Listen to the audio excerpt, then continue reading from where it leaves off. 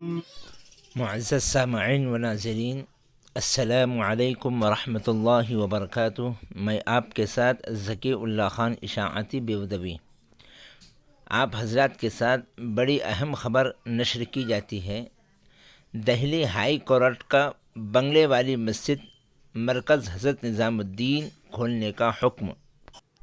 معزز ناظرین، دہلی وقف بورڈ کے چیئرمین امانت اللہ خان نے بنگلہ والی مسجد مرکز حضرت نظام الدین کھلوانے کے لیے ہائی کورٹ میں پیٹیشن دائر کی تھی، جس پر عدالت نے سماعت کرتے ہوئے اسے کھولنے کا حکم دیا۔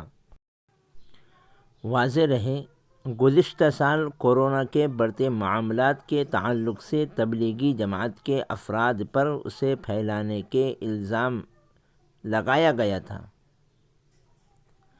اور کافی گرفتاریاں ہوئی تھیں۔ اسی دوران بنگلے والی مسجد مرکز حضرت نظام الدین پر تالا لگا دیا گیا تھا۔ کم و بیش 1 سال تک اس پر تالا پڑا رہا۔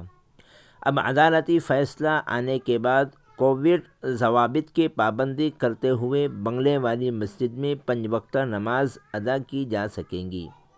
یہ اس لحاظ سے بڑی خبر ہے کہ مسجد بنگلے والی مرکز حضرت نظام الدین میں روزانہ ہزاروں افراد آتے ہیں، یہاں جماعتیں قیام کرتی ہیں اور جماعتیں بن کر نکلتی ہیں۔ یہ معاملہ تعطل کا شکار تھا۔